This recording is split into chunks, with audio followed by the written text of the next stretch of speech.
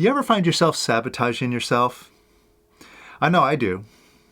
Not too long ago, I found myself in a repeated pattern of self-sabotage where I'd set a money goal, and every time I was just about to grasp it, it's like I slipped off the ladder and I went tumbling down back to square one. And this happened again and again and again.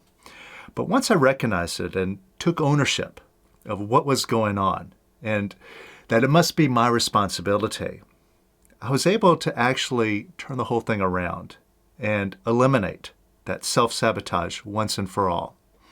So in this video, I'm going to show you some quick and easy steps to recognize when you're sabotaging yourself and how to stop it right in its tracks. Check this out.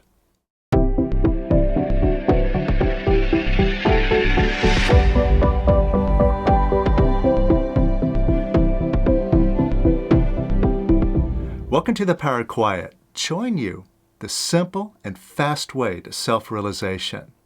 So if you want total control of your mind and more happiness and abundance in your life, then you come to the right place. So if you're new here, make sure to subscribe. And if you like what we do here, you find that this work is valuable to you, then make sure to hit like and share this with your friends. Let's spread this goodness of Levenson's message of love, peace, and imperturbability with the rest of the world and make the world a wonderful place for all of us to be in. Now, today we're going to talk about ways that we sabotage ourselves. And to illustrate this point, I want to use a metaphor that you've probably have heard before, which is like a success thermostat or a money thermostat. Because you know how a thermostat works. Use it to set a temperature, right? So I'm going to set it at 71 degrees. And if the ambient temperature rises too much, like it starts getting up to 76, 77, okay, we better kick on the AC, right? Cool it down a bit and get it right back into that comfort zone. And we have these sorts of thermostats in all areas of our life. But notably, when it comes to like personal success, abundance, money, this is where we really see it kick in. Some obvious examples. This is a reason why so many people that win the lottery or have some sort of massive windfall in their life, oftentimes within a year, they end up right back where they started from. Right? Somehow they just manage to squander it all, and then they are right where they normally have always been. Now, what makes up this thermostat? Right? How is it set? Now, we can look at it in a complicated way. It's based off a lot of beliefs and mental programming and perhaps childhood traumas that all cement this comfort zone, right? Could be. Or it could be something very simple. It's just my own self-picture, how I see myself. Like I might just look at myself as coming from a middle-class family who has a middle-class income, and that's who I am, and that's what I'm destined to have, right? So it's just simply how I see myself. I'm just a middle-class person, sort of a thing, right? It's not totally cemented, but it's just my own self-picture. That's all. Now, like I said, you've probably have heard this metaphor used before, probably from the likes of like a Tony Robbins or, some of these success gurus, right? They like to use this a lot. And the metaphor itself is totally accurate. The problem is that the way most of these so-called gurus approach how to fix or change this thermostat doesn't really work because they all come from the same approach. They're all about, well, reprogram yourself. reprogram your thinking for success, right? Visualize having a higher thermostat, that sort of a thing. But that really doesn't work, and I'll explain why. See, coming from what we do here, and using the simplicity of Lester Levenson's work, the mind, what we come to discover is that it works exactly like a computer. So if you have a virus in your computer and you don't remove the virus, it doesn't matter what sorts of information or programs you put into that computer. All of them will get corrupted until you take the virus out. So this idea of, just visualize a higher income level, or reprogram your thinking to success, it doesn't work. It's like trying to override the viruses with something that's positively programmed, but the viruses in there will just corrupt that. And another way of putting it is that, if you have a festering wound and you just like slap a Band-Aid on it, the wound's going to still fester underneath that Band-Aid. And the same thing when we try to reprogram our thinking. And it's totally backwards in this approach, because it assumes that we need to add something positive to ourselves, where all we need to do is remove the virus. All we need to do is remove the negativity that's causing whatever problems or limitations that we have. Remove that negativity, and what we discover, and this is something that every single one of us that follows Lester Levenson's method, that does it, finds out firsthand, is that underneath all the negativity, underneath all the limiting beliefs, is pure perfection inside of us, which is all positive, all knowing, and nothing needs to be added. All we have to do is just remove the dirt that's covering that pure, shiny surface of our true self. That's it. So when I found myself in the situation where it was clear I must be sabotaging myself and I must have some sort of thermostat set, was in one of my trading endeavors. Because as many of you know, a couple years ago, we did a course on learning how to trade in the markets with one of the graduates who is a professional trader. And we did a whole 2-year course on this. And it's something that I personally have been working on in this period of time. Now, one of the things that I was doing is I'd set up a particular account and I had a specific money goal that I'm going to achieve with that account. And at first, I moved up really rapidly to get in that goal. But just as I was about to reach that goal, it's like I slipped and tumbled all the way back down to square one. And at that time, I was like, my dumb luck. All right, well, let's just pick up the pieces and let's start over again. Now, eventually, I started moving back up again. And the second time, I almost was in reaching distance of that goal. Same thing happened. It's like I slipped, tumbled back down, and this time, I was kind of frustrated about it. And for a little while, I was looking for someone or something to blame. I was blaming myself and beating myself up a bit. And I was also blaming the work that I was doing. I was like, this doesn't work. It's too risky. There's no consistency. And I came up with all these excuses and reasons why I was having such a hard time.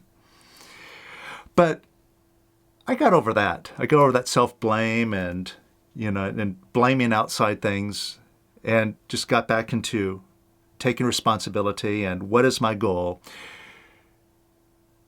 Let's focus on that and get that goal. All right, so I started working at it again. And the third time, I got close again to that goal. And again, just as about to reach it, fell back. And this time, I didn't fall for getting frustrated, getting mad about it, beating myself up, or looking for things to blame, or making excuses, or just getting dejected and saying, well, this doesn't work. I can never do it. I give up. No, this time I took real responsibility. And by taking responsibility, this goes back to what I was saying about how the mind works just like a computer.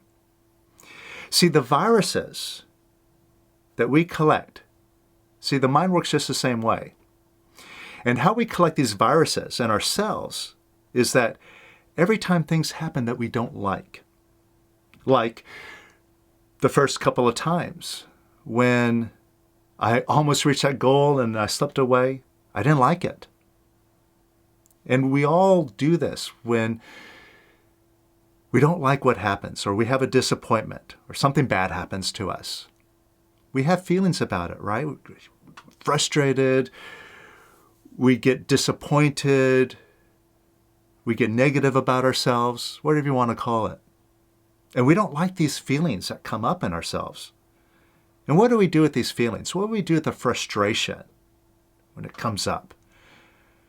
We fight with it, or we push it down, right? So every time things happen to us in our lives, ever since we were little children, even when our mom said, no, you cannot have that candy.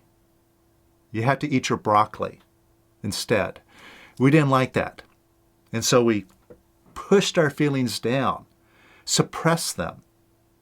And that effectively creates these viruses, because when we push these feelings down, we're holding on to them, and we start collecting negativity.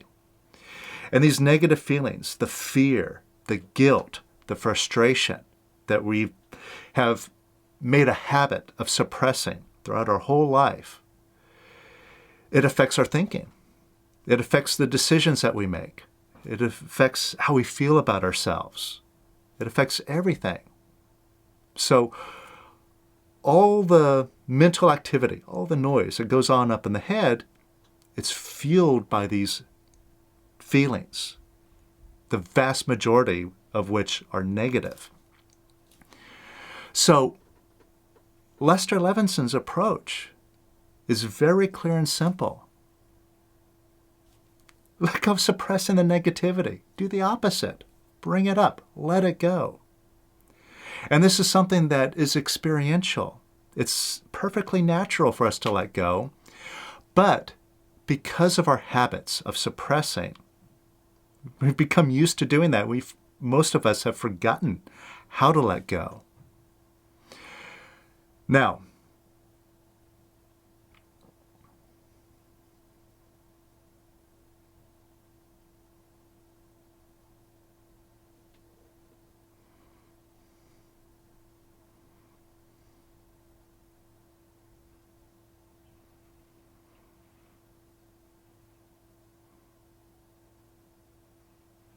Now, in a moment, I'll show you some simple ways for you to discover how to simply let these feelings go. But I want to point out that, again, the virus is in our feelings. It's not necessarily in our thinking. A lot of us are chasing around our thoughts. We're trying to figure out, well, what caused me to do this? Where did this program come from?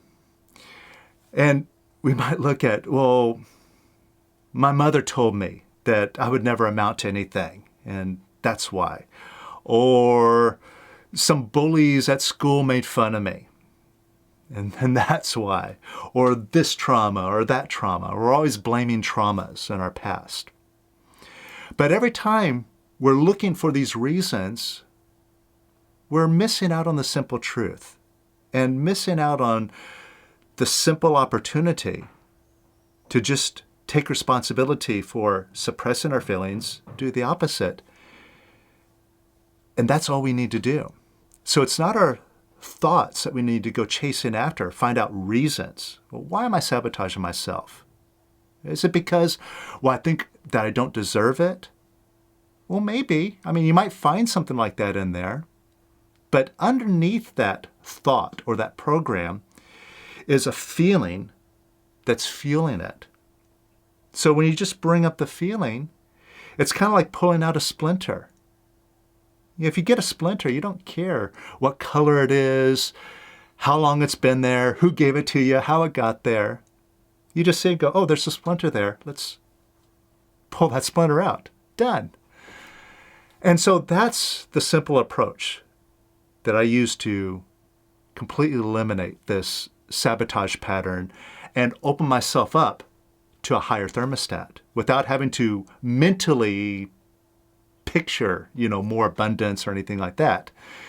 Because again, we're all positive inside. We are all unlimited inside. And that becomes clear once the negativity is removed. So that third time, when I saw, oh, look at what I'm doing to myself, right? I almost got that goal and I slipped up. I looked at my immediate reaction, and it was the same reaction I had the previous 2 times, which was, I don't like this. I wish I had not made these mistakes. I wish I could just take it all back, go back in the past. I want to change it. And that wanting to change that was going on inside of me. I want to change what happened. I don't like this. That is coming from a lacking feeling. So I'm wanting to control it. But want is coming from a place of lack. See, anytime you're wanting to control something, you're feeling out of control. You're feeling that you lack control. And that's why you're scrambling around trying to fix it, trying to get control.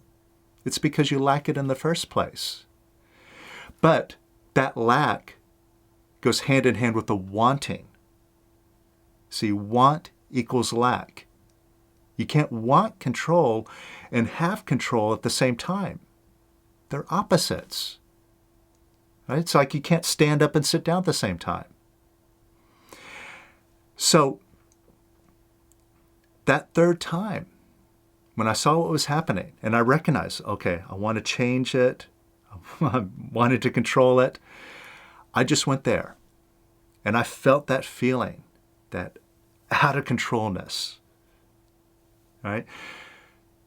And I brought it up and said, all right, I'm woken you up. I'm going to let you go now. And that's it. I just let it go.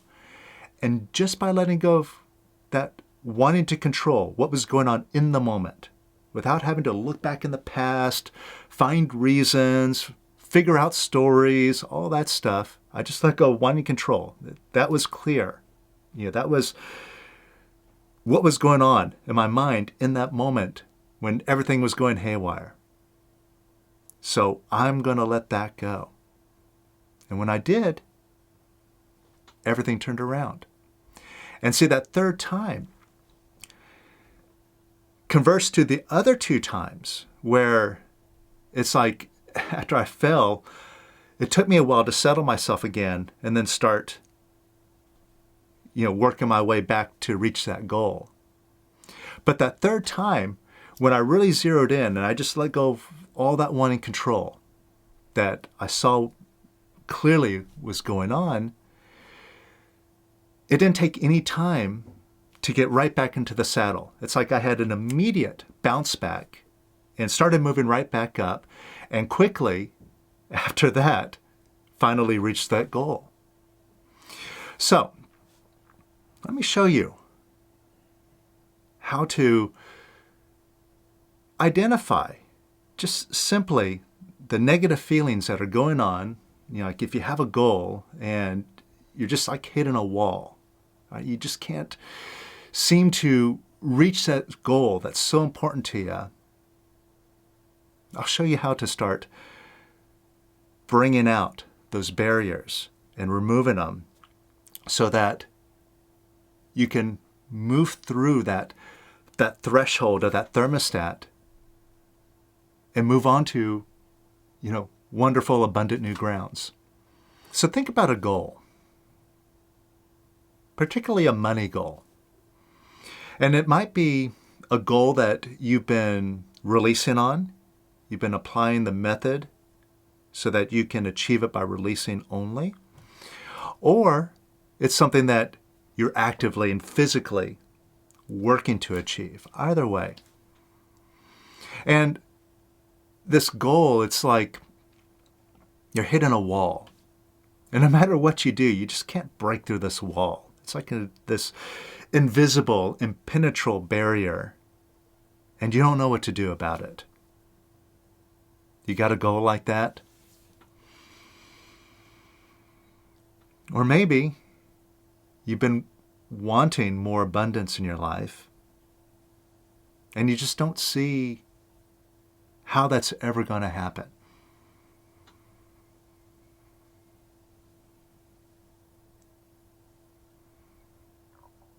Now, when you think about this goal and not achieving it, see if you've been feeling frustrated about it. Just take a look.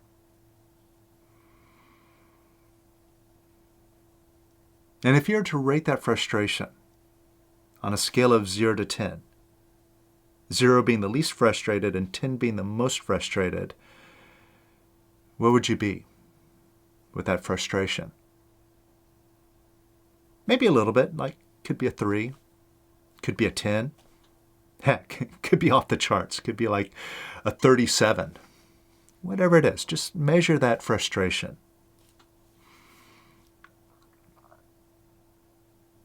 All right, so you got a bead on that frustration. Now here's the thing. When that frustration comes up, notice if you've been saying no to that frustration. Like, frustration, I don't want you, you're bugging me, get out of here. Have you? Like you're fighting with it, right? You ever fight with frustration? Now, when you say no to that frustration or when you fight with it, does that make the frustration go away? Of course not. So if saying no to it doesn't work and fighting with it doesn't work, what if we did the opposite of that? Maybe that would work. Now see if you're willing to do the opposite right now. Now take a look at that frustration and whatever number it's at. And this time, just look right at that frustration, whatever it looks like to you. Just look right at it and say yes to it. Just say yes to that frustration. This isn't complicated. Just yes, Y-E-S, that's all. Just look at it and say yes to it. And could you say yes to that frustration a little bit more? And could you say yes to that frustration a little bit more? And could you say yes to it even more? And even more. And could you say yes to that frustration even more? And some more. And could you say yes to it even more? And even more. And could you say yes to it even more?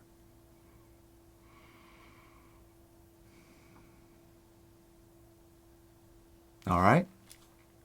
Now measure yourself again. Notice if you moved on that scale. Did the number drop?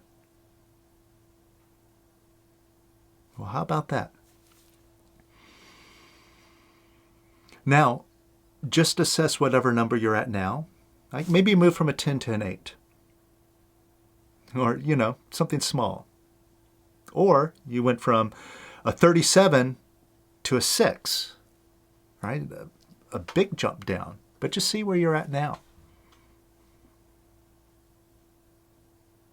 And if there's any frustration left right now, let's kick it up a notch. Look at that frustration again. And this time say, frustration, I love you. Try it. It might sound kind of silly, but give it a shot. Frustration, I love you. I really love you. And I love you if you leave, and I love you if you stay. I just love you unconditionally. I love you, frustration.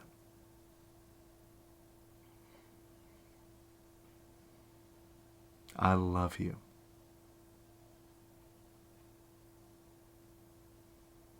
All right, now measure yourself again. See if that number is even lower. Now, if you still feel some frustration there, and you might feel it as kind of like a tightness or clenching in your stomach or chest area. If you really pay attention there, you'll probably feel like this clenching feeling. Just allow that to relax. And see, part of that clenching feeling is a physical reaction to you pushing down the feeling. So let go pushing down the rest of frustration. Because if you went from a higher number to a lower number, you let some of it go and you've got some momentum on your side now. So welcome up the rest of the frustration now that you have the momentum. Look at pushing it down. Just let it come up. Allow it to arise. And just allow it to float away. Just allow it to leave. And welcome it up some more. And some more. And more. And even more.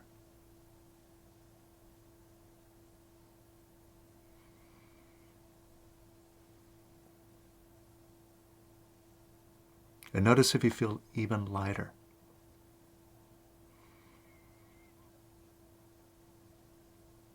And here's the thing that we're looking for, right? It's not complicated. It's just a lighter feeling. And now when you think about that goal, right? That goal that you kept bumping your head against a wall about. See if you're as frustrated now as you were a few moments ago. Notice a difference. And also notice if it seems now more possible to achieve this goal than it did a few moments ago. Notice a difference in your picture or your thinking.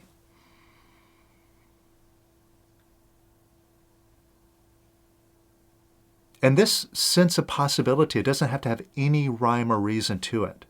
It's like, oh, I feel confident because I am well educated and I'm a good person and blah, blah, blah. No, it's just, no, I don't know why, but yeah, I can do it.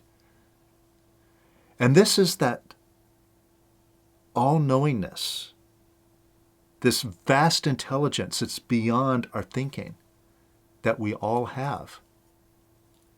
When we get our thinking, all that noise out of the way, we fall into the space where we have answers for everything. And what this shows, see, this is just a very simple demonstration that when you start bringing up the negative feelings, like the frustration, that wanting control, which is a lacking control, out of control feeling, negative feeling, when we stop pushing it down and collecting it, accumulating viruses, now we're doing the opposite and letting it go. And we feel lighter. We feel more positive. We feel happier. And our thinking changes. We're like, yeah, I can do this now. And this shows us, this is proof right here, that nothing needs to be added to us. We don't need to be programmed for success. We don't need some sort of indoctrination in order to be a millionaire. Just let go of the pictures we're already holding on to. Like every master, not just Lester Levenson, but every other spiritual master. What do they all tell us to do? Every single one of them basically tells us to quiet our mind. And whether that's through meditation, through prayer, through ritual, all these practices are designed to quiet the mind. Now we hear it from all of these masters, but at the same time, we fight to hold on to our mind. We value that thing. We think that we need it. We identify with it. We think that that voice that we're listening to in our head is us. It isn't. It's just a recording. Just playing it back to us like an echo. And then we take it to be some sort of source of intelligence, and we give all our power away to that thing, which is ridiculous. Quiet that thing. And you have no limitation. And you know it. And you could do it. So, just like in my last video, the real emphasis here is the simplicity of the method. Most people in the world, including most of us, we're out to make things much more complicated than they need to be. And all these ideas of trying to figure out, what am I doing wrong? What's wrong with my thinking? Where did it happen? Who gave it to me? It's a waste of time. Our reactions to it are right here in the now. Like, oh, I want to change this. I don't feel good about this, and I'm suppressing that. We deal with that we're doing in the moment, let that go, and then all the past stuff just melts away without us having to analyze it. That's it. It's so simple. And that's why Lester always said, keep it simple, sweetheart. So, if you want to prove to yourself that the simplicity of the method is what makes it work brilliantly, and prove to yourself that you can expand your consciousness with money, an abundance of everything else in your life, an abundance of time, an abundance of love and great relationships, an abundance of everything. You can do it, and you can do it fast. And to that end, I invite you to join me on the next 6-week course called the Wealth Manifestation Course, starting in July, where I'm going to show you all the simple ways to fix what's wrong with your thinking by eliminating that thinking. And so you can see lots more abundance come into your life, no matter where you are, no matter what your background, no matter what stories or brokenness you think that you have. You could just drop it like that using the simplicity of the method. So if you're ready to leave all that stuff behind and just have a life of abundance and happiness only, then click the link below, down in the description, and join us for the Wealth Manifestation course.